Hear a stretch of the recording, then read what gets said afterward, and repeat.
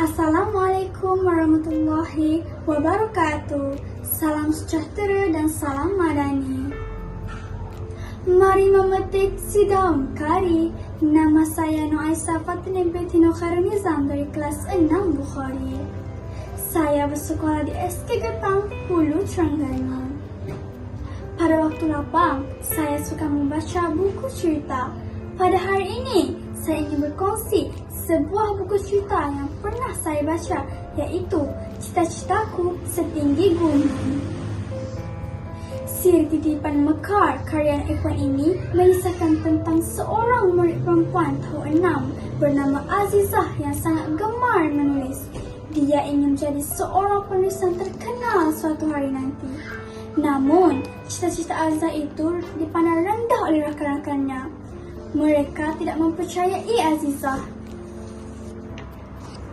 Pada mulanya, Azizah merasa lemah semangat.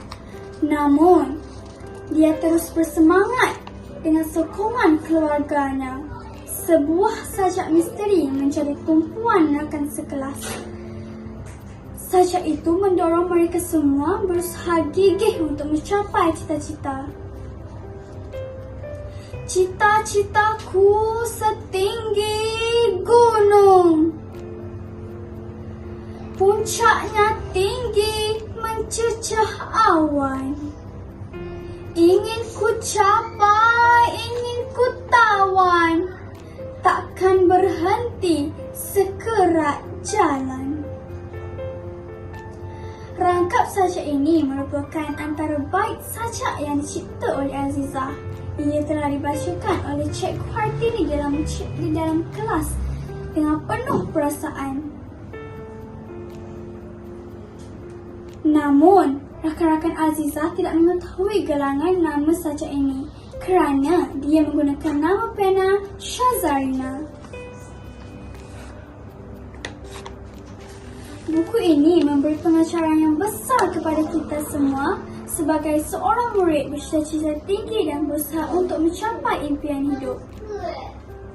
Sebagai murid, kita tidak boleh lemah semangat dengan ejekan dan kata-kata yang cuba untuk mematahkan semangat.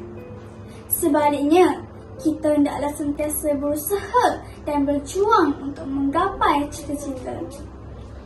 Buku terbitan Gemah Insan Sendian Berhad ini turut mengetengahkan nilai murni dari segi kekeluargaan, iaitu Abang Hadi yang sangat menyokong minat adiknya, Azizah. Buku setebal 80 muka surat ini merupakan cerpen yang sangat menarik untuk bacaan ringan murid-murid. Sisipan khazanah bahasa yang diselitkan dalam buku ini amat memudahkan sesiapa sahaja yang membacanya memahami perkataan sinonim dan peribahasa yang terkandung dalam cerpen ini.